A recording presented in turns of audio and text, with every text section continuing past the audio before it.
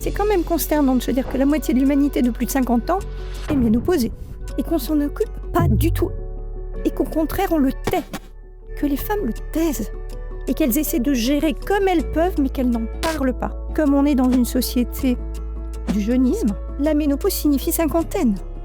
Pour une femme, accepter d'être à la cinquantaine, de l'afficher par une symptomatologie bruyante comme par exemple des bouffées vasomotrices, c'est quelque chose de terriblement difficile. J'ai une femme sur 10 qui peut me dire « là, je ménopause de sa maman ». Et vous savez, quand je dis « mais n'en parlez pas », on ne parle pas de ça. C'est terrible. Comme quoi c'est encore tabou, aujourd'hui au XXIe siècle. Et si vous pouviez vivre vieux en pleine forme? Bienvenue sur Healthier Humanity. Je suis Jean-Charles Samuelian-Werve, le cofondateur et CEO d'Alan. Dans ce podcast, j'interviewe des scientifiques, des médecins, des athlètes pour creuser la longévité. Abonnez-vous à ce podcast si vous voulez reprendre votre santé en main et ne manquer aucun épisode. Aujourd'hui, je suis très heureux et j'ai l'immense honneur d'accueillir la docteure Brigitte Letombe. Merci beaucoup d'être là avec nous. Vous êtes gynécologue et grande spécialiste de la santé des femmes.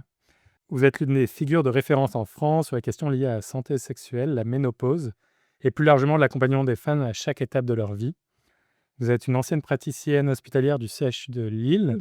Vous avez toujours œuvré pour une médecine humaine, éclairée et fondée sur la science, mais aussi sur l'écoute des besoins spécifiques de chacun et chacune, de chaque femme. Et je serais ravi de creuser ça avec vous aujourd'hui. Vous êtes également très engagée dans la transmission, à travers vos conférences, vos publications et vos actions de sensibilisation. Vous avez contribué à briser de nombreux tabous sur la santé féminine, et c'était un sujet qui était très important pour notre société. Et vous avez notamment publié un livre qui s'appelle « Femmes, réveillez-vous », qui est un ouvrage engagé, pédagogique, qui aide à mieux comprendre les enjeux de santé féminine et à encourager les femmes, chaque femme, à reprendre le pouvoir sur son corps, sur sa santé et sa parole. Oui, en fait, j'ai coécrit ce livre avec Rika Etienne parce qu'en 2020, j'ai donc quitté mon activité hospitalière, j'ai eu plus de temps et j'ai eu le temps de me poser.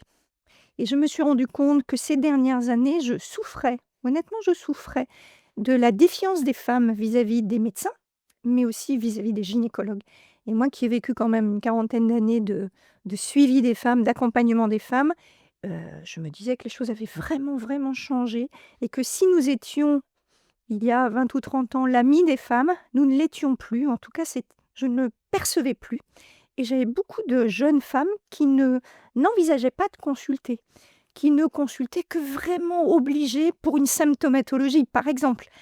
Alors que la consultation gynécologique, c'est vraiment aider les femmes dans toutes leurs étapes de vie physiologique, donc dès l'installation des règles, dès les soucis de contraception, dès les soucis de sexualité, dès les soucis de désir de grossesse, d'interruption de grossesse éventuellement, de périménopause et de ménopause. Et donc j'ai vraiment eu l'impression que peut-être que par le livre, il m'était possible de faire passer des messages. Je dois avouer que je regrette un peu parce que je pense que le livre, ça ne suffit pas. Et qu'aujourd'hui, il faut vraiment passer par les réseaux sociaux. Parce que les femmes sont vraiment très à l'écoute des réseaux sociaux. On va essayer d'avoir quelques points clés aujourd'hui pour faire passer ces messages-là. Parce qu'aujourd'hui, j'aimerais qu'on creuse ensemble. Vous avez parlé de il y a beaucoup d'étapes dans la vie d'une femme. J'aimerais qu'on creuse une qui est encore aussi trop méconnue, qui est celle de la ménopause et de la périménopause, qui est un sujet à la fois médical, social, intime, qui peut avoir un impact dans le contexte professionnel aussi et personnel, dont les implications sont très profondes sur la santé physique, mentale, la qualité de vie. Et j'aimerais qu'on creuse la compréhension des symptômes, l'évolution du regard sociétal sur le sujet, l'accompagnement, comment on peut être accompagné physiquement et mentalement pendant ces étapes-là pour mieux outiller nos auditrices, chaque femme, et aussi les auditeurs qui accompagnent peut-être ces auditrices dans leur vie sur comment traverser cette période avec confiance et clarté. Mais d'ailleurs, ouais. Moi, je suis consternée de ce côté tabou Ouais. qui est en train de lever. Je crois que ça fait 2 ans maintenant qu'on parle enfin de ménopause. C'est quand même consternant de se dire que la moitié de l'humanité de plus de 50 ans est ménopausée. Excusez-moi. Et qu'on s'en occupe pas du tout. Et qu'au contraire, on le tait. Que les femmes le taisent. Et qu'elles essaient de gérer comme elles peuvent, mais qu'elles n'en parlent pas. Quand les femmes venaient voir les gynécologues régulièrement, on va dire de façon annuelle, cette étape physiologique, puisque ça n'est pas pathologique, la ménopause, c'est physiologique, on la préparait, on l'accompagnait. Et là, comme les femmes consultent de moins en moins, on a l'impression vraiment qu'elles s'autogèrent comme elles peuvent. Et de plus, comme on est dans une société du jeunisme, en fait, la ménopause signifie cinquantaine. Pour une femme, accepter d'être à la cinquantaine, de l'afficher par une symptomatologie bruyante, comme par exemple des bouffées vasomotrices, c'est quelque chose de terriblement difficile. Et beaucoup de femmes essaient de gérer comme elles peuvent, sans connaître ce que c'est que la ménopause et quelles sont les possibilités d'accompagnement, voire de thérapeutique. Donc ça me paraissait très important de vraiment prendre du temps pour cela. Je m'étais investie beaucoup en contraception, en sexualité, en interruption volontaire de grossesse et je m'étais dit que là, vraiment, il était temps de s'occuper de ce sujet qui touche quand même toutes les femmes D'accord. qui ont la chance de vivre plus de 50 ans. Et justement, vous parliez de qu'est-ce que c'est réellement la ménopause? Qu'est-ce qui se passe physiologiquement? Alors la ménopause, c'est quelque chose vraiment, c'est l'inégalité totale homme-femme. Là, la ménopause, à la cinquantaine, donc l'âge moyen, c'est 51 ans, les ovaires vont s'arrêter de fonctionner. Non seulement il n'y aura plus d'ovulation, donc plus de possibilité de fertilité, mais en même temps, il n'y a plus de fonction endocrine, il n'y a plus de sécrétion d'hormones, ni d'oestradiol, ni de progestérone. Ça veut dire que ces femmes qui ont été imprégnées de ces hormones depuis même les années qui précèdent les ménarches, elles vont devoir s'habituer et en fait, au niveau du corps, au niveau de toutes les cellules, au niveau de tous les organes, de tous les viscères, il y a des récepteurs œstrogéniques. Donc elles vont devoir s'habituer à cette carence d'œstrogène. Certaines femmes vont le vivre bien, c'est vrai, mais pas la majorité. Il y a quand même une grosse majorité de femmes en tout début de ménopause, en tout cas, qui vont vraiment souffrir, avoir une altération de leur qualité de vie, sans compter les risques qu'il pourra y avoir ultérieurement de pathologies métaboliques, cardiovasculaires, osseuses, voire neurocognitives. Donc c'est important que les femmes sachent que ce qu'elles ressentent dans cette tranche de vie, c'est pas simplement du vieillissement, parce qu'elles ont l'impression, bon voilà, j'ai 50 ans, donc si j'ai bouffé de chaleur, si je me sens fatiguée, si j'ai des troubles cognitifs, des problèmes de concentration, de mémorisation, c'est parce que je vieillis. Non, non, non, non, non, ça n'est pas parce qu'elles vieillissent, c'est parce que tout leur corps doit s'habituer à ce manque hormonal. Et certaines femmes vont avoir plus de difficultés que d'autres. Il y a plein de choses que j'ai envie de creuser. On parle de 2 parties, donc il y a la ménopause et la périménopause. Est-ce que vous Alors pouvez la un peu nous périménopause, décrire un peu cette, bien sûr, quand je vous dis que l'ovaire cesse de fonctionner, il ne cesse pas d'un jour à l'autre. C'est-à-dire qu'il va y avoir 2-3 ans préalablement où il va y avoir une dysfonction ovarienne, des ovaires qui vont mal travailler, une mauvaise ovulation avec des déséquilibres hormonaux, parfois pendant 2-3 mois plus de règles et plus de sécrétion en œstrogène parce que l'ovaire sera au repos, donc des signes de ménopause, bouffée de chaleur par exemple.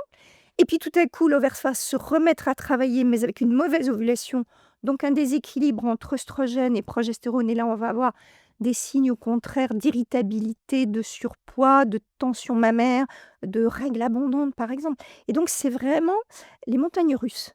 Et ça, c'est pendant 2-3 ans qui précèdent l'arrêt des ovaires. Et quand les ovaires se sont arrêtés pendant 1 an, c'est-à-dire qu'il n'y a plus eu de règles pendant 1 an, on considère que la femme est ménopausée. D'accord. Donc ce qui fait le diagnostic de ménopause, c'est l'absence de règles d'1 an dans la tranche ménopausique.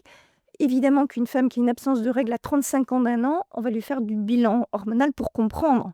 Parce que, alors ça peut être une ménopause, il peut y avoir une ménopause précoce ou des insuffisances ovariennes prématurées, qui sont un manque hormonal vraiment important chez des femmes avant 40 ans et qu'il faut absolument traiter. Là, il n'y a pas de solution autre que de traiter. Mais il peut y avoir d'autres raisons hormonales. Par contre, quand on est entre 45 et 55 ans, il est classique, quand on a une absence de règles d'1 an, de considérer qu'on est ménopausé. Très clair. Et quel est le rôle des oestrogènes dans le corps des femmes aujourd'hui? Ces hormones, elles sont produites comment et quel rôle elles jouent dans notre C'est organisme? l'équivalent de la testostérone chez l'homme. Ouais. Hein. Je disais tout à l'heure qu'il y a une inégalité homme-femme, c'est que chez les femmes, il y a un arrêt et de la fertilité et de la fonction endocrine. Chez l'homme, il n'y a pas d'andropause. On n'entend pas souvent parler de l'andropause, ça n'existe pas. Il peut y avoir un déficit androgénique lié à l'âge, c'est-à-dire une baisse progressive de la testostérone, Donc c'est vrai qu'il peut y avoir une fatigabilité, on peut y avoir un besoin éventuellement hormonal chez l'homme, mais ils sont fertiles jusqu'à la mort et ils ont des testicules qui sécrètent l'hormone testostérone jusqu'à la mort. C'est donc totalement différent. Et nous, on a donc des cellules dans le corps entier qui doivent s'habituer à ce manque hormonal. Donc c'est pas évident. Et on peut avoir bien sûr des répercussions à tous les niveaux. On peut par exemple avoir des douleurs articulaires. Les douleurs articulaires, c'est le manque hormonal au niveau des articulations. On peut avoir une fonte musculaire, c'est parce qu'il y a un manque au niveau des œstrogènes. On peut avoir, bien sûr, on en parle, les femmes en parlent difficilement, même dans les milieux médicaux, mais des symptômes génito-urinaires qui ont à voir avec l'absence d'imprégnation hormonale. Bien sûr, le premier signe connu de la ménopause, c'est les bouffées vasomotrices, c'est-à-dire l'impossibilité de gérer correctement et cette thermorégulation. Et donc des femmes qui vont vraiment avoir 10, 15 fois par jour, parfois, vraiment des bouffées vasomotrices très importantes, une chaleur du haut du corps. Elles vont transpirer, être rouges, avoir un petit malaise, des petites palpitations. C'est quelque chose qui ne va pas durer, mais ça peut impacter vraiment la vie des femmes sur le plan personnel, sur le plan familial, socio-professionnel aussi, évidemment. Donc ça, les bouffées vasomotrices, c'est quelque chose qui est bien connu. Les sueurs la nuit, les réveils nocturnes, tout ça, c'est bien connu. On met ça sur le compte du manque en œstrogène, mais tout le reste, les troubles de concentration, les douleurs articulaires, la fatigabilité, les troubles de l'humeur, parfois un petit syndrome dépressif, c'est aussi quelque chose qui a à voir souvent avec le manque hormonal. C'est pas parce qu'on vieillit. Donc il faut vraiment, pour les femmes, qu'elles puissent faire la différence. Parce que ce manque hormonal, on peut aussi s'y habituer, le faire progressivement et aller bien. Et si ça ne fonctionne pas, on peut bien sûr avoir accès à un traitement hormonal de ménopause. Donc il ne faut pas hésiter à consulter quand on a tous ces symptômes qui persistent, qui ont un impact vraiment important sur la qualité de vie, de consulter. De ne pas se dire, bon, bah, c'est la ménopause, c'est comme ça, il faut que je gère. Non, faut pas que je gère. Il faut aller en parler et voir s'il y a des solutions qui peuvent être adaptées. Et ces oestrogènes, ils sont produits comment avant la ménopause? Par les ovaires. C'est les ovaires qui C'est produisent c'est directement, ok. c'est bien sûr, c'est les ovaires. Donc Mm. comme les ovaires vont arrêter leur Ouais. fonction, Mm. il n'y aura plus de sécrétion d'œstradiol. Très, très clair. Et vous parliez de ce qu'on appelle dans le sens commun ces bouffées de chaleur. C'est quelle proportion des femmes qui est touchée? 80% des C'est femmes. 80% des femmes. Alors, pour 80% des femmes, ça paraît beaucoup, Mm. mais certaines femmes vont avoir une bouffée de chaleur tous les 2 jours, tous les 3 jours. Mm. Il y en a d'autres en auront 15 par jour. Mm. Donc c'est d'une variabilité extrême. Et ces bouffées de chaleur peuvent débuter en périménopause. Et parfois, les femmes se disent, bon, par exemple, les troubles un peu de l'humeur, les troubles dépressifs qui débutent en périménopause, elles ne peuvent pas faire le rapprochement avec le manque hormonal, puisqu'elles se disent, je suis toujours réglée. Donc elles se disent, c'est parce que je vieillis. Donc c'est compliqué. Mais donc ces signes peuvent apparaître en périménopause pendant déjà les 2-3 ans qui précèdent la ménopause. Ils peuvent s'accentuer avec l'installation de la ménopause. Et cette phase de périménopause, elle dure toujours 2-3 ans ou il y a de la variabilité aussi sur la durée? Rien. Très variable. Ça peut être 4 ans comme ça peut être 6 mois. Ok.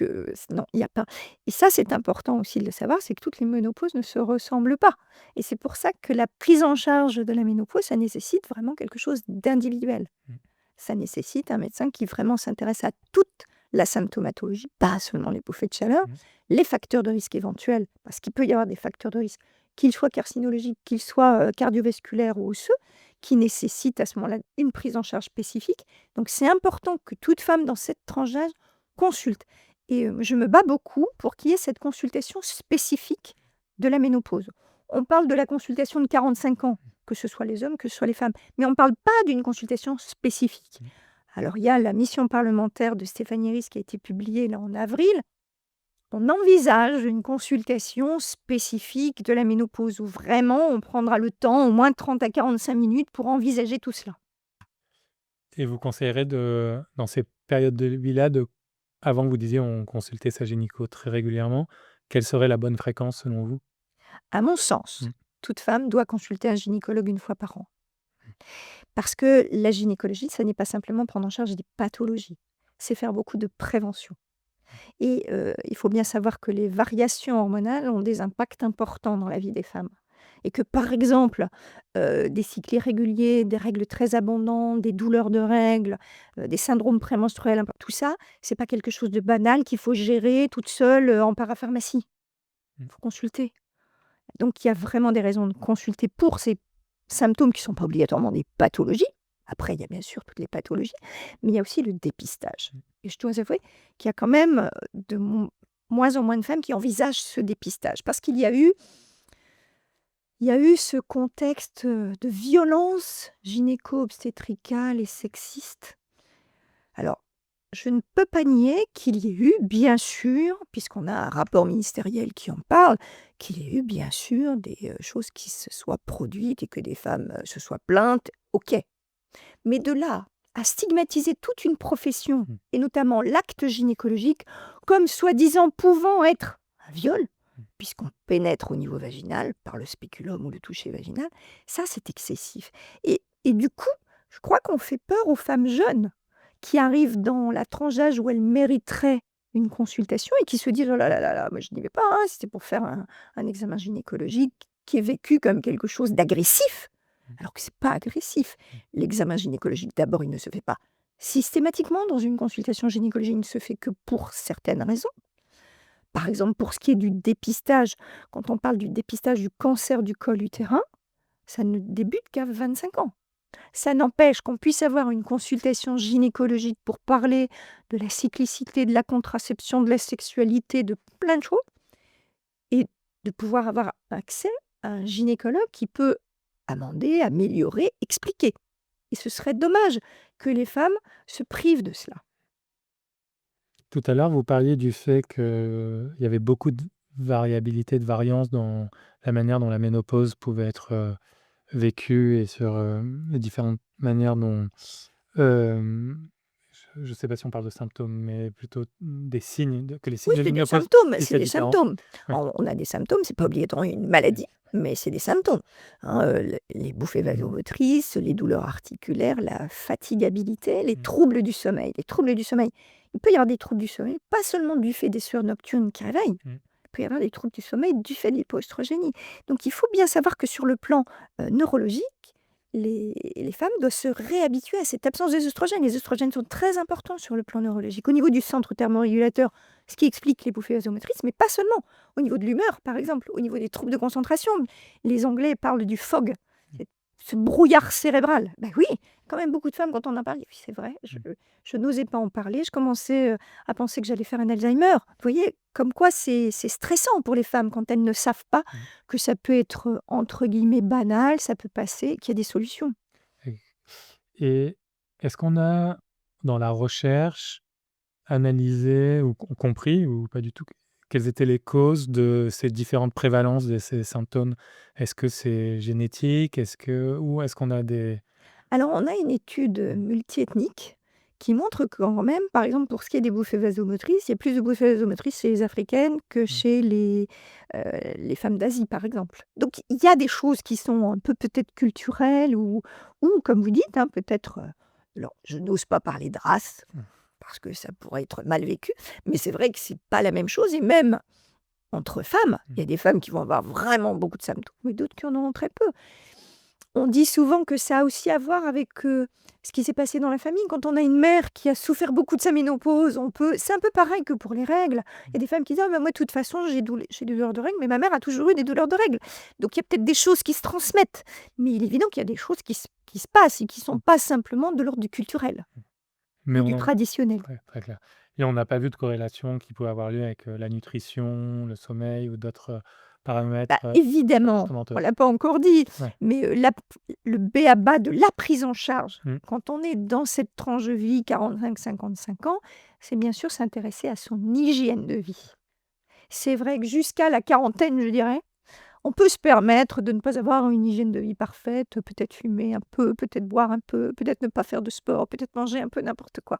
Mais quand on arrive à la quarantaine, d'ailleurs les hommes doivent y penser aussi, quand on arrive à la quarantaine, c'est vraiment le moment de se dire: «Bon, là maintenant», alors le tabac, évidemment que le tabac, c'est majeur. pour tous les risques, que ce soit les risques carcinologiques, on le sait bien, mais aussi les risques cardiovasculaires, les risques osseux, les risques de la symptomatologie. On a plus de symptômes de ménopause, plus de bouffées de chaleur quand on fume, par exemple. L'alcool, bien sûr, tout le monde le sait. Il ne faut pas abuser d'alcool. Je ne dis pas qu'on ne peut pas boire d'alcool, mais dès qu'on boit 2 verres d'alcool par jour, là, on a des effets, qu'ils soient carcinologiques, hépatiques ou autres. C'est rapidement, 2 verres d'alcool tous les jours. Donc tout ça, c'est important. Et bien sûr, surveiller son poids, donc l'alimentation, limiter les sucres et les graisses, et l'activité physique. L'activité physique qui pêche vraiment, qui pêche parce que les femmes sont de plus en plus surchargées sur le plan professionnel, logistique, à la maison, surchargées, et parce qu'elles se donnent pas ce temps-là. Donc moi, quand je vois des femmes de la quarantaine, je leur dis, voilà, c'est maintenant. Vous allez commencer maintenant. Il faut que vous trouviez du temps pour vous maintenant. Il faut que vous occupiez de vous maintenant. Il ne faut pas attendre 45 ans. Parce qu'à 45 ans, vous avez déjà une fonte musculaire qui démarre, même avant qu'on ait une ménopause installée.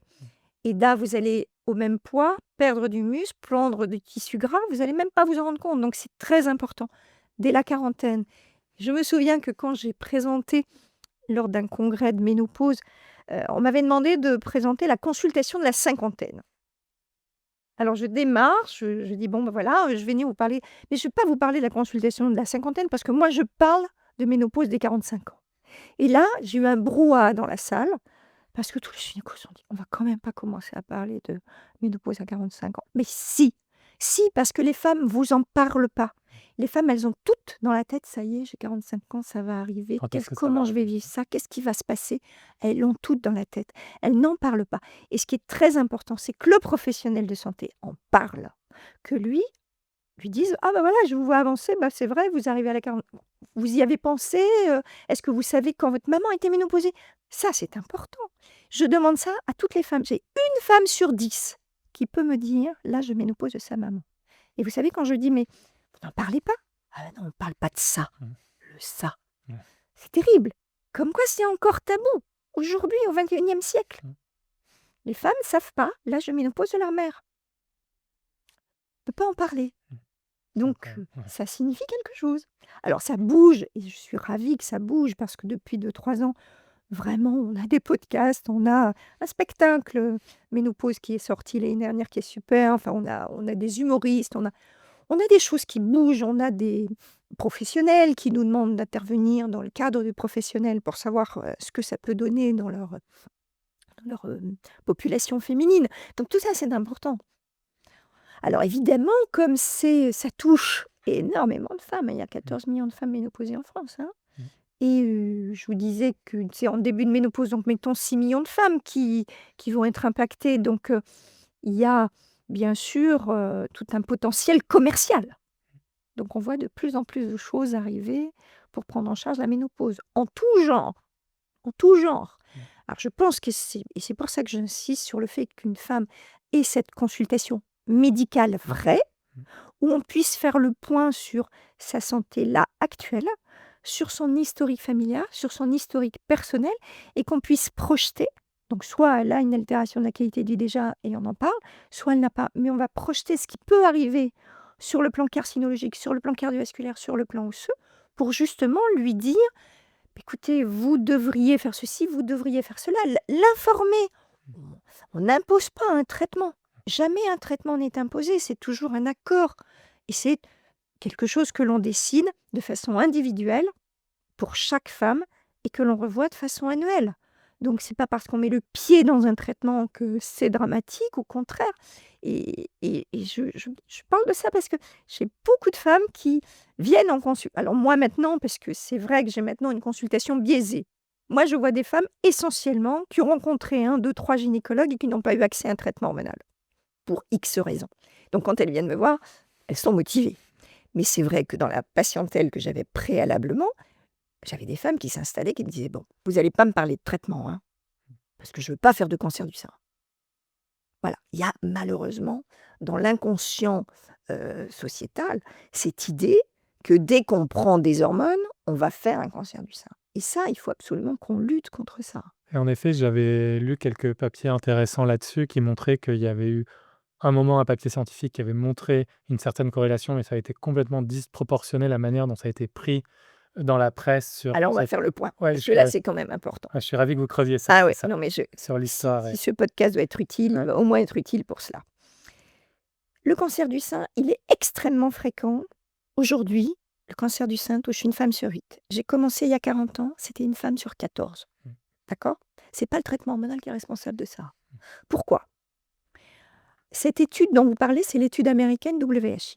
C'est une grosse étude randomisée, vraiment un nombre énorme de femmes qui ont été suivies pendant 5 ans.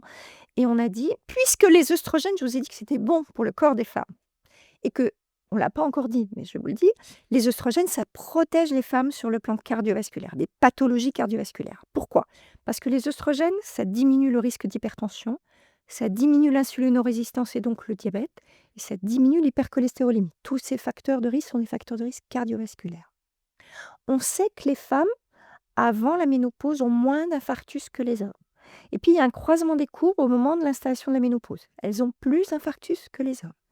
On avait énormément d'études qui avaient été faites, alors des études observationnelles, c'est-à-dire on regarde ce qui se passe. Hein.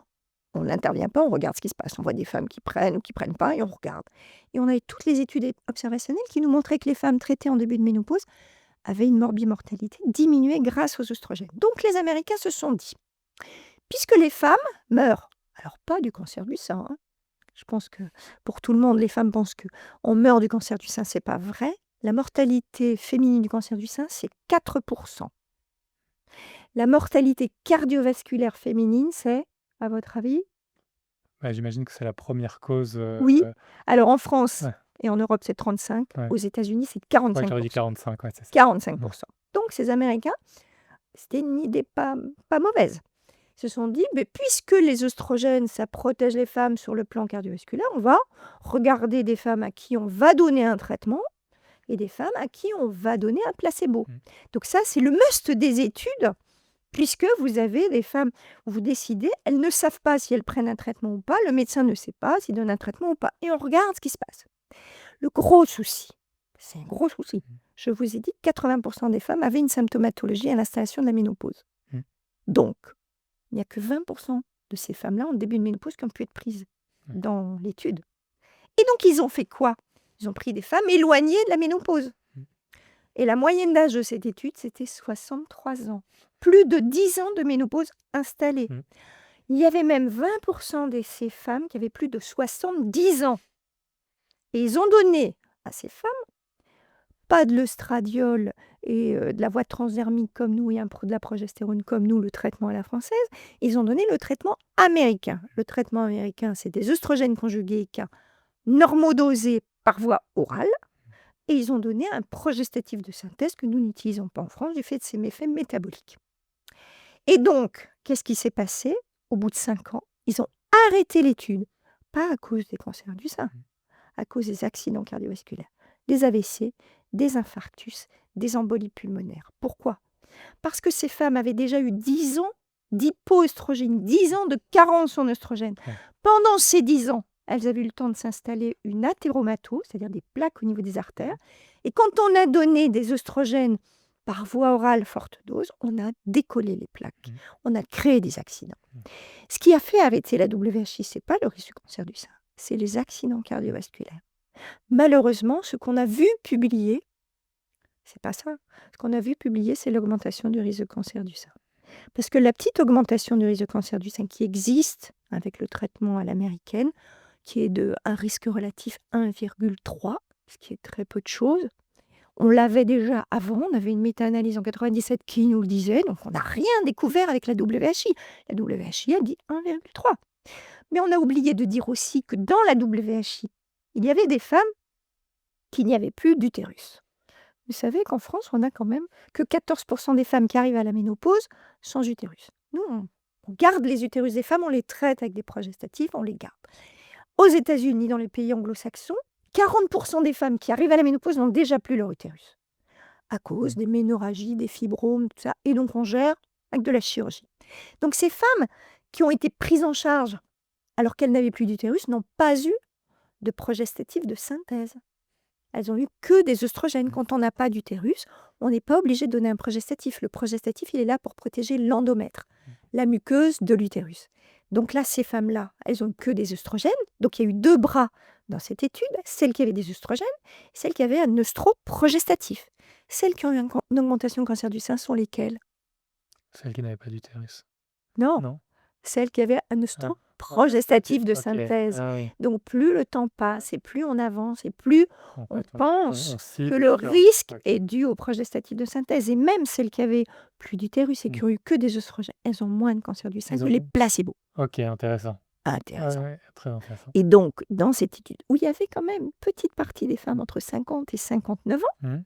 il y a quand même une petite partie des femmes, on a eu l'explicitation de tout ça 4 ans plus tard, 2006. On est au 2006, on a vu que ces femmes qui étaient entre 50 et 59 ans, elles avaient nullement une morbimortalité augmentée, au contraire. Donc, ça n'a fait que prouver pour cette petite partie des femmes de 50 à 59 ans qu'un traitement hormonal est plutôt bénéfique et que les accidents cardiovasculaires arrivent après, chez des femmes qui malheureusement n'ont pas eu d'œstrogène pendant les 10 premières années. Et c'est de là que vient cette fenêtre d'intervention. On parle de la fenêtre d'intervention, c'est-à-dire quand on envisage un traitement hormonal de ménopause, on le donne dans les 10 premières années de ménopause. Excellent. Merci beaucoup d'avoir expliqué de manière très didactique. Alors, les je types vais de rester quand même ouais. sur le cancer du sein parce Ouais, que ça, ouais. je voudrais que ce soit clair. Mm. Cette petite augmentation de 1,3 qui existe sous traitement œstroprogestatif de synthèse, on ne le retrouve pas dans l'étude européenne E3N où on utilise de l'œstradiol et de la progestérone. On commence à voir une petite différence qui est 1,2 à partir de 6-7 ans. Mm. Petite chose, mais quand même, Mm. ce qui est possible, puisque dans les cancers du sein, vous avez des cellules qui sont parfois non hormonodépendantes, parfois hormonodépendantes. Donc il est évident que si vous avez une petite imprégnation hormonale un petit peu prolongée, vous risquez de voir développer votre cancer du sein plus tôt, mais ça ne crée pas. Un traitement hormonal n'a jamais initié de cancer. Mais évidemment que si vous avez des cellules atypiques et qu'il y a une petite imprégnation œstrogénique et qu'elles sont œstrogénodépendantes, elles Ça vont accélère leur développer. développement. Oui, vous allez le retrouver plus tôt, mais sinon vous l'aurez retrouvé, mais plus tard. Ouais. Donc, évidemment, on voit une petite différence. Mais ce qu'il faut retenir, c'est que les facteurs de risque de cancer du sein, ce n'est pas tellement le traitement hormonal, puisque avec l'étude américaine, en 2002, avant 2002, nous traitions en France 35% des femmes ménopausées. Je pense qu'on était bien. Mm. Aujourd'hui, vous savez combien de pourcentage on traite de femmes? Alors nous avons fait une étude en 2020, on nous a dit 6%.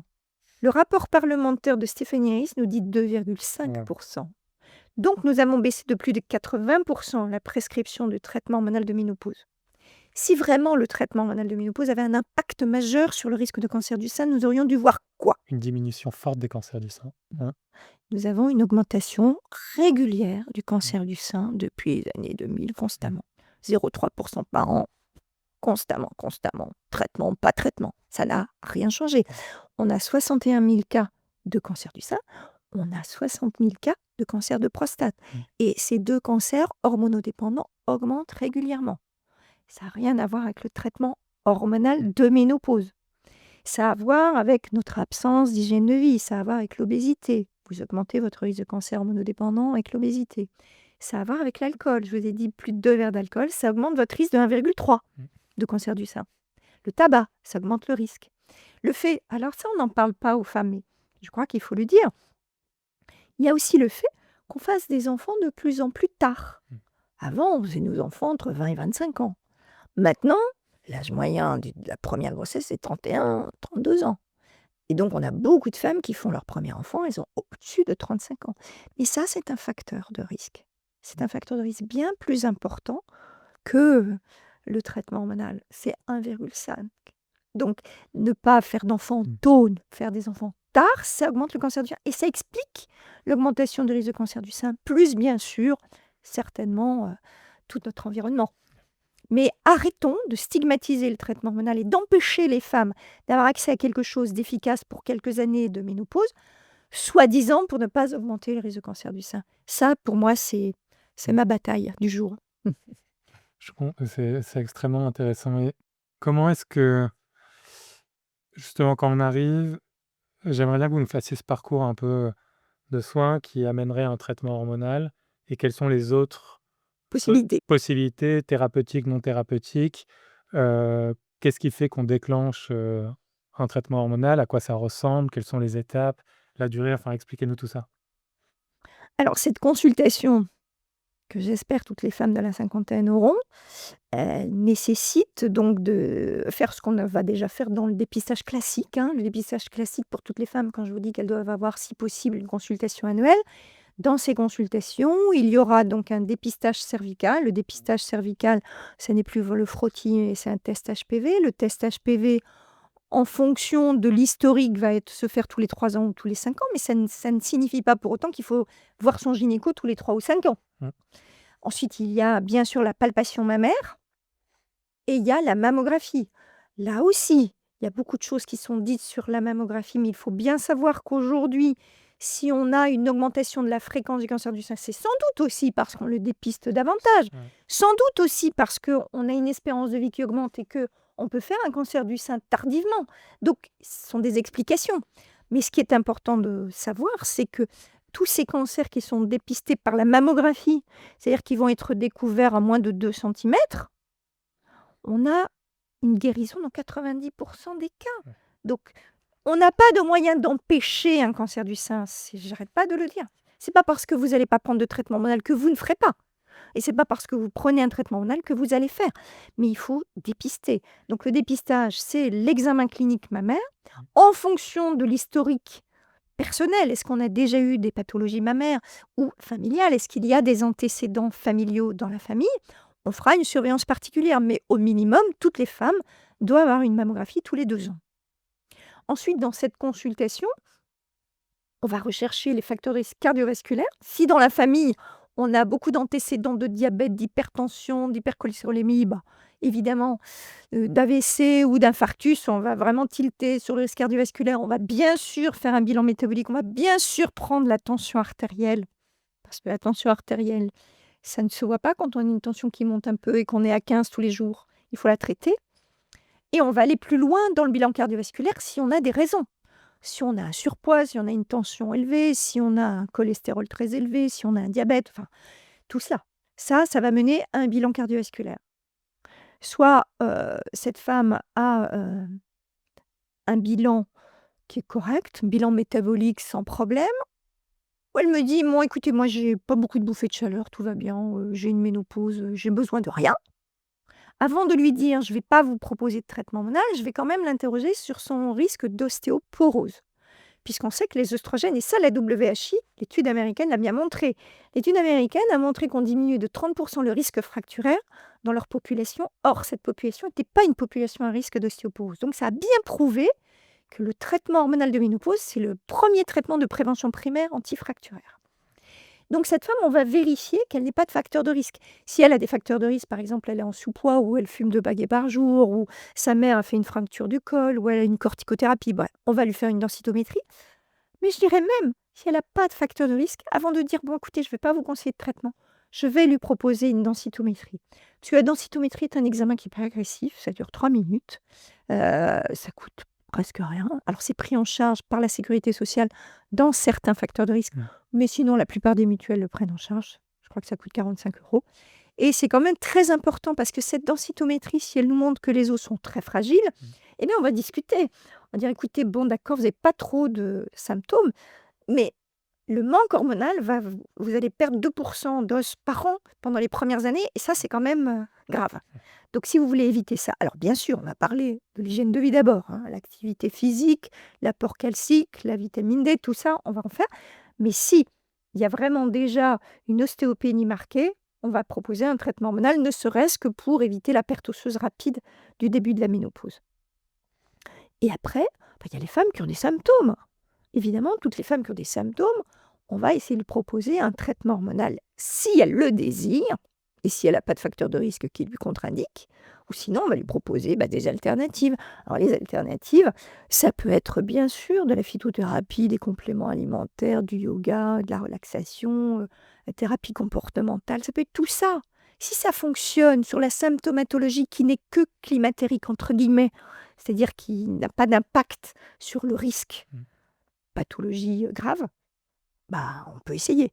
Après, si vraiment ces solutions ne fonctionnent pas au bout de 3 à 6 mois, il faut pas s'entêter. Mmh. Si ça fonctionne pas, ça fonctionne pas. Il faut venir chercher quelque chose qui fonctionne. Le traitement hormonal fonctionne sur cette symptomatologie. Donc ça a prouvé son efficacité. C'est le premier des traitements à proposer. Maintenant, à proposer, pas à imposer, c'est sûr. C'est sûr. Et c'est quelque chose que l'on reverra de façon annuelle. C'est quel impact sur les symptômes, ces traitements hormonaux? Ah, c'est C'est 90%. OK. Sur les symptômes, sur la qualité de vie, c'est Ouais. 90%. Après, on n'a pas parlé des difficultés, génito-urinaires. Il y a des femmes qui vont avoir, des cystites à répétition, qui vont avoir des petites difficultés de continence, qui vont avoir des difficultés pour les rapports sexuels, une dyspareunie, des douleurs lors des rapports, une sécheresse, vraiment une gêne vulvaire. Ça nécessite un traitement. Alors là, ça nécessite un traitement souvent alors ça peut être déshydratant, simplement, acide hyaluronique ou autre. Souvent, ça suffit pas et on propose là des œstrogènes locaux. Ce sont des œstrogènes en gel, en ovule, en anneau que l'on met au niveau vaginal, à petite dose, qui sont tout à fait efficaces, qui malheureusement encore aujourd'hui ont encore une brochure très inquiétante parce que la brochure de ces produits qui contiennent des œstrogènes sont les mêmes que la brochure d'un traitement hormonal. Donc il y a le risque de phlébite, le risque d'infarctus, le risque de cancer du sein, alors que c'est pas adapté et que toutes les sociétés savantes sur le plan international luttent contre ces brochures en demandant à ce que l'industrie pharmaceutique fasse disparaître ces effets secondaires qui n'existent pas. Il y a suffisamment d'études pour le prouver qu'il n'y a pas d'effet ni mammaire ni cardiovasculaire d'un œstrogène local. Excellent. Et est-ce qu'on peut suivre le niveau d'œstrogène dans le sang? Est-ce que c'est une C'est pas méthode que vous utile, avez? C'est pas utile? c'est totalement inutile. Pourquoi? Et parce que, en fait, ce qui est important, c'est d'avoir une efficacité. Donc, Ouais. c'est la clinique qui va nous donner l'efficacité. Parce qu'en fait, alors, on n'a pas parlé du type de traitement proposé en France. C'est vrai qu'en France, on propose de l'œstradiol, donc même molécule. C'est une molécule qu'on a synthétisée, mais c'est la même que ce que les ovaires sécrètent, et de la progestérone micronisée. Donc, c'est vraiment c'est ce que je dis aux femmes. J'écoutais, C'est-à-dire quoi micronisé, pardon? bah, c'est une progestérone qui est faite comme, la micronisation, c'est, une possibilité d'absorption de la progestérone. Donc c'est vraiment les mêmes molécules que ce que les ovaires sécrétaient avant. Mmh. Donc c'est pas si risqué que ça et on essaie de trouver vraiment la dose minimale efficace. On ne veut pas mettre les femmes en hyperœstrogénie pour le risque mammaire et le risque endométrial et donc on essaie de trouver la dose qui fonctionne. Donc en général, en France, on propose souvent d'emblée la voie transdermique, c'est-à-dire du gel ou des patchs. Mmh. Pourquoi on propose cette façon de donner les œstrogènes en France? C'est parce que ça n'augmente pas le risque thrombotique, le risque de phlébite. On sait que le risque de phlébite augmente avec l'âge et on sait bien sûr que quand on donne des œstrogènes par voie orale, on en parle pour la pilule, on augmente le risque veineux. Donc on se dit, si on a les molécules et qu'on est aussi bien avec de la voie transdermique, pourquoi prendre de la voie orale? Maintenant, il y a des femmes qui veulent de la voie orale, qui sont mieux avec de la voie orale. Quand elles sont jeunes ménopausées, donc jusqu'à 60 ans, peut se permettre de donner de la voie orale s'il n'y a pas de facteur de risque thrombotique. Mais c'est vrai que nous, on a plutôt tendance à proposer de la voie transdermique. Et la voie transdermique, c'est quelque chose d'assez simple. On donne un gel avec plusieurs pressions. D'abord, on commence à 1, 2, voire 3 pressions, ça dépend des femmes. Et en fonction de la pression qu'elles mettent au niveau de la peau, elles se rendent compte si elles ont une efficacité ou pas. Au bout de 15 jours, 3 semaines, elles voient bien si avec une pression, il y a une efficacité ou pas. Elles n'ont pas, elles vont augmenter. Elles ont une hyperœstrogénie, elles ont mal au sein, elles vont diminuer. Donc c'est quelque chose qui est très facile à doser. Ce que l'on Et veut, les c'est résultats avoir sont quasiment immédiats, vous disiez en ah 1 ou 2 immédiat, semaines? c'est beaucoup. Non, Faut 1 ou pas 2 dire semaines, ça. 2-3 Non, parce semaines. que j'ai des femmes qui, Ouais. quelquefois, au bout de 15 jours, m'envoient un petit mail Ouais. me disant: «Je comprends pas, j'ai encore des bouffées de chaleur». Bon, c'est variable. Honnêtement, il y a des femmes qui me disent: «Écoutez, ça a été magique. Ouais. Au bout d'un mois, ça» je pense qu'il faut se donner 3 moi, je revois les femmes en général à 6 mois. Ouais. Souvent, elles me disent: «Bah, écoutez, ça va bien depuis longtemps». Ouais. Donc je vais dire, il faut au moins 3 mois. Je dirais 3 mois pour dire: «Bon, bah, voilà, ça marche, quoi». Hein, mais peut-être pas sur les 15 jours. Ouais. Ça Mais peut, hein. Moi, j'ai des femmes qui m'ont dit: «Écoutez, au bout de la première semaine, j'allais bien». ouais. Donc mais c'est pas du standard. D'accord. Mais elles peuvent réguler comme ça dès le Oui, début, on passe du temps à expliquer ce que c'est que ce traitement, comment il fonctionne et les femmes sont tout à fait capables de gérer. Moi, j'ai des femmes qui continuent avec une pression, elles vont très bien. J'en ai d'autres qui me disent: «Bah, écoutez, j'ai dû en mettre 3 ou 4». Donc c'est très variable. Il y a le passage transdermique qui est pas le même, donc et puis on n'a pas les mêmes besoins. toute façon, c'est assez simple. Ce que nous voulons éviter, c'est l'hyperœstrogénie. Et l'hyperœstrogénie, ça donne une tension mammaire. Éventuellement, ça peut redonner des menstruations, des Mmh. règles. Donc, si on se retrouve avec ces signes-là, on sait qu'on n'est pas adapté sur le plan de la posologie. Très clair. Tout à l'heure, vous parliez, de cette perte musculaire qui arrive avec la ménopause. Quelle typologie d'activité physique vous conseillez de faire? Parce que toutes les activités physiques n'ont pas les mêmes impacts. Non, Est-ce que toutes les activités physiques ont un impact musculaire, ouais. mais on cherche aussi un impact osseux. Mmh.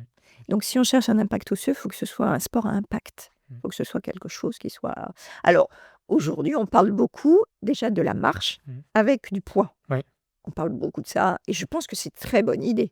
Très bonne idée. C'est vrai qu'on n'y avait pas pensé, on mettait éventuellement des poids au niveau des bras. Ouais. Maintenant, mettre un gilet un peu lourd pour que ça... Je trouve que c'est une très bonne idée. Je pense que ça va marcher, qu'il va y avoir de plus en plus de petits gilets qui vont être vendus. Non, mais il faut que ce soit du sport à impact, oui. Et puis après, évidemment, si on veut agir sur le cardio, il faut aussi que ce soit un petit peu cardio. Moi, je dis toujours, quand les femmes me disent qu'est-ce que je dois faire, je dis il faut faire ce que vous avez envie de faire, ce qui vous fait plaisir. Parce que si c'est pour faire du sport à moi et puis arrêter parce que vraiment on n'y trouve pas de plaisir, ça sert à rien. Il vaut mieux un sport plus doux qui soit qui soit poursuivi plutôt qu'un sport qu'on va imposer et qui ne sera pas poursuivi. En général, toutes les femmes finissent par se rendre compte que le fait d'avoir une activité physique, ça les aide. Donc c'est vrai qu'on passe beaucoup de temps dans cette consultation sur l'hygiène de vie, l'activité physique, l'alimentation et puis l'arrêt de l'alcool et du tabac. Alors, j'ai pas de solution magique pour l'arrêt du tabac, mais ça, c'est terrible. On a fait un très bon Ah épisode ouais, sur l'arrêt du je vais tabac. devoir l'écouter parce que c'est vraiment terrible. Les femmes qui ne peuvent pas se libérer de cette drogue, c'est dramatique. Ouais, c'est une addiction, Ouais, c'est terrible. et vous parliez de nutrition. Est-ce que pareil, il y a une alimentation spécifique à la période de périménopause et de Et ménopause? de la phytothérapie, dans les compléments, tout ça qui sont vendus en Mmh. parapharmacie, qui ont prouvé, entre guillemets, pas de façon très scientifique, Mmh. une efficacité par exemple sur les bouffées de chaleur, une efficacité sur les troubles de l'humeur. Vous avez plein de plantes qui sont connues pour ça. Moi, je ne suis pas opposée du tout à ce type de prise en charge. Ce que je dis simplement, c'est que souvent ça coûte très cher, Mmh. que si au bout de 3-4 mois on ne voit pas de différence, ça ne sert à rien de Mmh. continuer à investir dans quelque chose qui ne marche pas. Si ça marche, pourquoi pas? Après, ils ont des difficultés à prouver leur efficacité parce que si je vous dis que le traitement hormonal est efficace dans 90% des cas, ce type de traitement, avec les petites études qu'ils font, ben, on voit que c'est 5% de plus que le placebo. Parce que le placebo marche déjà. Mmh. Donc voilà. Maintenant, ce qui est important, c'est que la femme trouve quelque chose qui marche. Et que surtout, elle ait fait le point sur ses risques cardiovasculaires et osseux. Si elle a fait ça, tout va bien, il n'y a pas besoin de traitement hormonal peut-être. Très clair. Vous parliez tout à l'heure, des troubles, cognitifs et d'humeur, ce FOG, Ah. anglais. Est-ce que vous pouvez nous parler un peu plus de comment ça se traduit et combien de temps ça dure? Enfin, de votre Alors, ce expérience, qui est qu'est-ce que important, et c'est pour ça qu'on en parle beaucoup, c'est que c'est quelque chose qui arrive en périménopause. Mmh. Ça commence déjà quand on manque d'œstrogène, pas seulement quand on n'en a plus. Et il y a beaucoup de femmes qui ont cette impression de plus avoir n'arrivent plus à se concentrer, elles ont des troubles de mémorisation, elles disent: «Moi, je suis moins performante» et on le voit d'ailleurs, c'est les Anglais qui ont montré qu'il y a des femmes qui quittent leur activité professionnelle parce qu'elles continuent, elles pensent elles sont plus à la hauteur de elles n'ont plus les mêmes compétences. Donc c'est important de dire que c'est du fait de ça. Donc il faudra bien sûr peut-être s'adapter parce que quand on est en périménopause, on a encore une sécrétion hormonale en œstrogène. Donc c'est parce qu'elle est variable que ça pose problème. Et c'est vrai que c'est la période la plus difficile à prendre en charge pour les gynécologues. Parce que c'est une période où on a de temps en temps des œstrogènes, de temps en temps on n'en a pas. Donc on n'est pas très bon, mais ça ne va pas durer. Et en tout cas, si les problèmes persistent au moment de la ménopause, là, il faut traiter, absolument, puisque on sait que c'est le manque en œstrogène. Donc, c'est vrai que c'est pas simple, mais moi, je tiens à ce que les femmes soient informées, même si j'ai pas de solution magique, pour qu'elles sachent que ça n'est pas parce qu'elles vieillissent. Et vous disiez tout à l'heure qu'il y avait qu'une femme Et sur les 10. troubles de l'humeur, c'est pareil, hein. Ouais, c'est la même chose. Les femmes qui disent: «Ah bah, je Ouais. déprime, c'est parce que j'ai 50 ans». Alors c'est vrai, on l'a pas dit, mais la ménopause, c'est un cap, c'est une période critique pour la vie des femmes. On a parlé de la perte de fertilité. Il est évident que, bon, il y a encore des femmes, et moi j'ai souvent entendu des femmes qui disent: «Ah, j'aurais dû encore en faire un», même des femmes qui ont eu des enfants. Mmh. Se disent parce que c'est pas pareil de plus pouvoir et de plus vouloir. Mmh. On peut à 40 ans dire: «Je veux plus d'enfants», mais quand on arrive à 50 ans et qu'on peut plus, ça fait un choc. Donc je pense qu'il y a ça, on peut pas nier ça. Ensuite, il y a le fait que, on est dans une tranche de vie où quand on a eu des enfants, c'est le moment où ils quittent. Mmh. On a des parents qui vont pas bien. On a parfois des difficultés de couple, parce que si on est marié depuis longtemps, c'est à ce moment-là que ça s'installe. On peut avoir des difficultés professionnelles. À la cinquantaine, il y a des difficultés professionnelles. Donc c'est vraiment une période de crise. Ouais. Et c'est vrai que vous rajoutez là-dessus les bouffées de chaleur, les troubles du sommeil. Vous imaginez ce que ça peut Facile. donner. Ouais. Moi, j'ai vu une femme, Mmh. vie foutue. Mmh. Je la raconte souvent, donc je vais le redire, c'est pas grave. J'ai vu une femme à 53 ans, c'était il y a quelques années à Lille. Elle me consulte, elle s'installe devant moi, elle est à peine assise, elle est rouge, ça dégouline. Oh, je dis: «Dis donc, vous êtes quand même très gênée». Elle me dit: «Oui, je suis très gênée, je viens vous voir pour que vous me donniez un traitement hormonal». Je dis: «Bah, écoutez, on va voir, on va réfléchir». Elle me dit: «Je viens voir, vous êtes la troisième que je vois. Je n'en peux plus, je n'en peux plus». Alors, je lui dis: «Bah, vous êtes ménopausée depuis quand?» «50 ans». J'ai dit: «Donc ça fait 3 ans». «Ah oui, non, moi mes bouffées de chaleur, elles ont commencé 3 ans avant. Mmh. Ça fait 6 ans. 6 ans que j'ai des bouffées de chaleur comme ce que vous venez de voir là». Elle dit: «J'ai rencontré, plusieurs médecins, mon médecin traitant, il m'a mis en arrêt de travail. Il m'a mis sous antidépresseurs. J'ai pris 10 kilos, Mmh. mon mari est parti». Mmh. Et alors, tout ça à cause de la symptomatologie ménopausique, hein. Tout ça, c'est la ménopause. Et je lui dis: «Mais pourquoi on vous a pas traité?» Elle me dit: «On refuse de me traiter». Pourquoi? Ma mère a fait un cancer du sein à l'âge de 53 ans. C'est pas une contre-indication. Mmh. Évidemment que peut-être le fait d'avoir un antécédent du premier degré, il faut faire une mammographie, il faut la surveiller, mais c'est pas parce qu'elle prendra 3, 4, 5 ans d'un traitement hormonal qui lui permettra de passer le cap, qui fera qu'elle fera un cancer du sein. Mmh. Donc c'est quand même terrible et ça, je le raconte parce que quand je vous en parle, je la vois cette dame, ça m'a beaucoup marquée, mais j'en vois régulièrement des contre-indications qui ne sont pas des contre-indications et des femmes qui ont vraiment une vie. Quand je dis vie foutue, c'est vie foutue. Cette femme qui a pris 10 kilos, qui est en arrêt, qui a perdu son boulot et qui a perdu son mari, c'est terminé. Mmh. Elle aura du mal à se relever de ça. Je lui ai mis un traitement hormonal, mais bon, j'ai pas revu, depuis puisque j'ai quitté l'île. Mais c'est triste d'imaginer qu'elle est pas seule, dans dans ces conditions. Mmh. Donc il faut pas être opposé comme ça de façon alors évidemment, une femme qui a fait, un cancer hormonodépendant, on va pas lui donner de traitement hormonal, on va essayer de trouver des solutions ça. Mais cette femme-là, Mmh. elle méritait un traitement hormonal pour quelque temps. Vous parliez justement, de cette relation, de sa maman qui avait eu un cancer du sein. Si vous étiez une femme aujourd'hui, dans la trentaine ou dans la quarantaine, quelles questions vous poseriez à votre maman? Quelles sont les 3 questions qu'il faut poser? L'âge de la ménopause? Bah, l'âge de la ménopause, c'est important parce que c'est quand même a priori familial. Les femmes qui ont une mère qui ont été ménopausées à 48 ans ou à 55 ans, c'est pas pareil. Donc c'est vrai que c'est intéressant. Après, la seule chose, c'est, savoir si on a des facteurs de risque osseux. Les facteurs de risque osseux, on sait si il y a eu des fractures, Ouais. dans la famille. Si sa maman, son papa a fait une fracture du col du fémur, c'est important de le s mais ça, a priori, on le sait. Mmh. Non, l'âge de la ménopause, c'est important pour repérer un petit peu les signes. Si une femme a sa maman qui a été ménopausée à 50 ans, qui commence à avoir des signes à 50, à 47, vous allez dire: «Bon, c'est à peu près ça». Si par contre elle a des signes à 45 ans, sa mère a été ménopausée à 55 ans, c'est plus on se dit: «Bon, il y a peut-être d'autres choses à chercher», vous voyez? C'est une orientation, Ouais, c'est une orientation.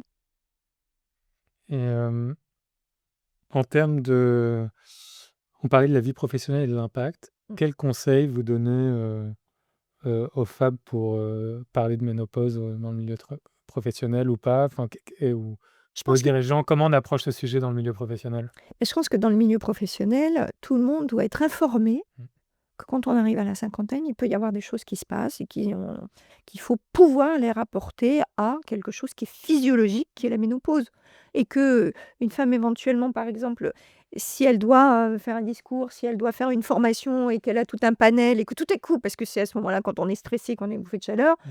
qu'elle puisse sortir 2 minutes en disant bon écoutez j'ai besoin de prendre l'air et que ce soit pas quelque chose de mal vécu en disant dis donc la vieille ou alors t'as vu où elle en est. Bah, des mots comme ça quoi parce que c'est vrai que ça peut être vraiment très très mal vécu et c'est pour ça que les femmes le cachent. Elles font comme elles peuvent pour que ça se sache pas.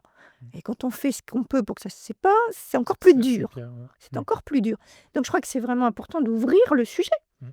et que c'est possible qu'une femme ait une fatigabilité, que par exemple, on peut peut-être pas lui donner quelque chose de très très chargé dans ses compétences peut-être, mais à un moment où justement elle a des problèmes de sommeil, je crois que c'est important qu'elle puisse en parler. Moi, je pense que les médecins du travail doivent pouvoir en parler, doivent pouvoir réorienter éventuellement, et que les cadres puissent savoir que c'est pas parce qu'une femme arrive dans cette tranche ménopausique avec quelques petits soucis qu'obligatoirement il faut la dégrader, qu'obligatoirement on a perdu toute sa compétence. Elle sera là, sa compétence, mais peut-être pas dans cette tranche-là. Mm. Donc c'est important que tout le monde le sache et qu'on puisse s'en ouvrir. Et une fois que qu'on a cette ménopause officielle, donc après 1 an, en absence de règles, quel est le reste du suivi et qu'est-ce qui se passe dans cette phase où la ménopause est actée? Eh ben, c'est le même, Ouais, c'est-à-dire une consultation annuelle ouais. toujours. L'adaptation du traitement hormonal, je vous dis, on le met en place. Alors, il y a des gynécos qui font à 3 mois ou à 6 mois, moi je fais à 6 mois, mais je donne un moyen de me contacter, Mmh. si nécessaire. Et puis à partir du moment où on a trouvé un rythme de croisière, on se revoit tous les ans. Parce qu'après, on va analyser la balance bénéfice-risque. Mmh. Le bénéfice, il est incontestable en début de ménopause. Après, plus on va aller dans le temps, plus on va se dire, puisqu'on est à plus de 10 ans de ménopause, 15 ans de ménopause, est-ce que vraiment on doit continuer un traitement hormonal? Est-ce que vous avez encore une symptomatologie? Est-ce que c'est pas risqué de vous donner un traitement hormonal pour telle ou telle raison? Donc c'est quelque chose que l'on revoit de façon annuelle. Et la durée moyenne de ce traitement hormonal, du coup? Ah bah ça, c'est Ouais, c'est la femme et le médecin qui ouais. décident. Il y a des femmes qui vont se traiter 3 ans parce qu'elles vont le faire pour des bouffées de chaleur et qu'au bout de 3 ans, elles n'auront plus rien. Puis il y a des femmes Mmh. qui vont se traiter moi, j'ai des femmes qui ont 70, 15 ans et qui veulent encore la petite dose d'œstrogène. Et moi, j'ai peut-être plus le problème de femmes qui reviennent me voir et qui me disent: «Bon, là, vous n'allez pas m'en parler, hein. Je sais, j'ai besoin de mon traitement, je veux encore continuer mon traitement». Les femmes, puisque plus vous les voyez, plus vous les informez, plus vous leur dites: «Bah oui, le risque de cancer du sein, il augmente avec l'âge, madame». Parce qu'il y a des femmes qui me disent Mmh. parfois: «Oh ben j'ai 70 ans, maintenant j'en ferai plus». Je dis: «Non madame, vous pouvez pas dire ça. Non, c'est pas parce que vous avez 70 ans, vous ne ferez pas un cancer du sein. Bien sûr que vous pouvez toujours faire un cancer du sein». Il y a des femmes qui pensent ça, disent: «Bah, j'ai Mmh. passé le cap, là maintenant ça arrivera plus». Ah si, mais c'est pas des cancers très agressifs. Le tout, c'est qu'ils soient dépistés. OK, ouais. Et pour être dépisté, il faut cette consultation annuelle, il faut continuer tous les bilans. J'insiste aussi sur le fait que les femmes doivent continuer à faire des mammographies, même après 75 ans, puisque le dépistage organisé propose aux femmes de 50 à 75 ans. Une femme qui va bien à 76, 77 ans doit continuer à se faire examiner, continuer à faire des mammographies. Parce qu'elle peut très bien présenter un petit cancer du sein qu'on va guérir grâce à une mammographie. Donc, il faut, si elle est en forme, il n'y a pas de raison de ne pas continuer son dépistage. Même chose pour le cancer du col utérin. Le dépistage organisé propose une surveillance jusqu'à 65 ans, mais il y a des femmes à qui on continuera à faire un dépistage en fonction de sa vie sexuelle, en fonction de ses antécédents. Donc, toutes est question, il n'y a pas de standard à mon sens et toute femme doit bénéficier d'une consultation comme ça, où vraiment on revoit tout ensemble et à la fin de la consultation, on dit: «Bah, voilà, vous avez tel facteur de risque, vous devriez faire ci». Vous devriez, Mmh. c'est tout. Après si elle dit: «Non, je veux pas», elle fera pas. Mais on lui dira: «Bah, si vous faites pas, il faudra surveiller davantage. Surveiller davantage votre profil cardiovasculaire, surveiller davantage votre profil osseux, parce que si vous faites pas le traitement, je sais que la carence en oestrogène risque d'aggraver les choses». Mmh.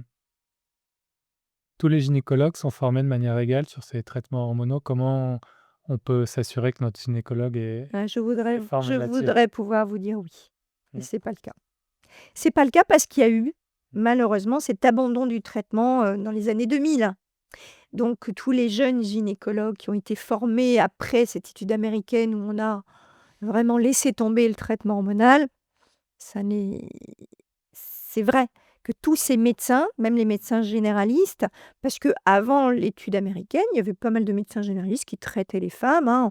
Moi, je voyais les femmes en consultation gynéco, je mettais en route un traitement hormonal qui était proposé, prolongé par un médecin traitant. C'était très classique. Maintenant, on a beaucoup moins cette possibilité avec les... Alors, le problème de la médecine générale aussi, c'est qu'on manque de médecins généralistes. Donc, leur demander ce travail supplémentaire, c'est compliqué. Non, je pense qu'il faut vraiment que les femmes trouvent un gynécologue qui s'intéresse au sujet. C'est vrai qu'il y a... D'abord, la gynécologie est une spécialité extrêmement riche. Hein, la gynécologie obstétrique, par exemple, c'est quand même l'accouchement, c'est l'échographie, c'est la chirurgie, c'est le cancer, c'est tout. Donc, on peut peut-être pas demander à un individu de pouvoir gérer tout. L'assistance médicale à la procréation, on a des sous-spécialités maintenant à peu près partout, même chez les cardiologues. Vous avez des rythmologues, vous avez des hypertensiologues, vous avez des gens qui font tous des choses différentes. Et c'est pas une mauvaise chose, honnêtement. C'est pas une mauvaise chose parce que plus on est spécialisé, plus on donne le conseil adapté. La ménopause, ça ne nécessite pas de voir quelqu'un tous les 3 mois. La ménopause, ça nécessite de voir une fois quelqu'un qui propose un bilan, qui vous revoit avec un bilan, qui propose une conduite à tenir. Et la conduite à tenir, c'est ensuite une fois par an. Et si le médecin traitant est d'accord avec ce que vous proposez, ça peut être aussi prolongé par un médecin traitant et qu'on se voit tous les 2 ans. Mais je crois que c'est vraiment important d'aller voir quelqu'un qui s'intéresse au sujet. Et ce n'est pas le cas, évidemment, de tous les gynécologues. Et comment vous abordez les questions de sexualité pendant cette phase-là avec vos patientes et quels sont les impacts? J'aborde la sexualité tout au long de la vie des femmes. C'est un vrai souci, c'est que malheureusement, on ne parle pas assez de sexualité. Je pense qu'on n'a pas... Alors, il y a quand même beaucoup de médecins qui disent: «Oh là là, je ne vais pas commencer à parler de ça, c'est intrusif». C'est pas du tout intrusif que de parler de sexualité. Alors les choses ont changé. Vraiment depuis, les violences faites aux femmes, depuis MeToo, depuis les agressions connues, on insiste maintenant pour que tout praticien, quel qu'il soit, qui s'occupe de santé, ouvre une question sur la sexualité. Donc c'est vrai qu'on en parle peut-être davantage aujourd'hui. Au moins, on pose la question des agressions. Maintenant, il ne faut peut-être pas s'arrêter là. Et c'est vrai que dans cette tranche d'âge, il y a bien sûr des difficultés sexuelles qui peuvent s'aggraver. Alors, il y a des femmes qui ont eu une sexualité parfaite jusque-là, qui vont avoir des troubles. Et c'est en rapport avec la carence hormonale. Ce sera facile à prendre en charge.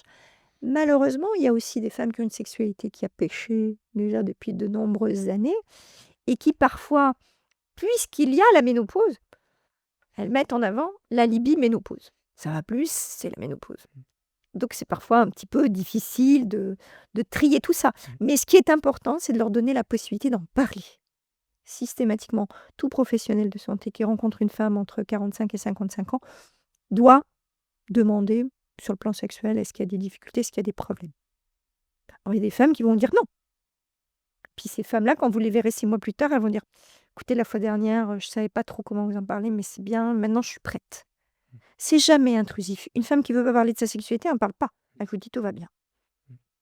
Et surtout, quand on fait un examen gynécologique, ça, je le dis beaucoup, quand on fait un examen gynécologique de dépistage, c'est-à-dire qu'on voit une femme pour faire son test HPV, pour faire la palpation mammaire et autres.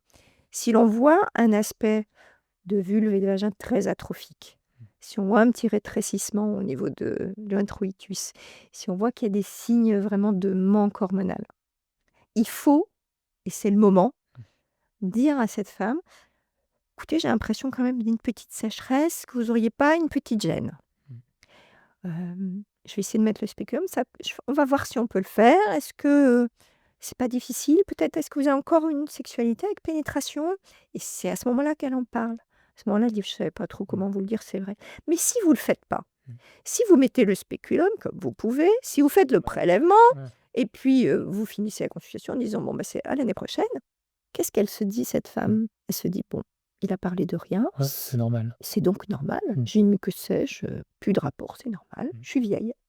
Donc c'est vraiment important qu'on puisse en parler. Ouvrir. Alors, on n'insiste pas.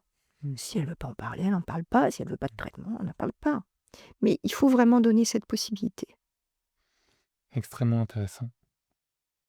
Comment on continue à faire tomber les tabous sur... En parlant. Ouais.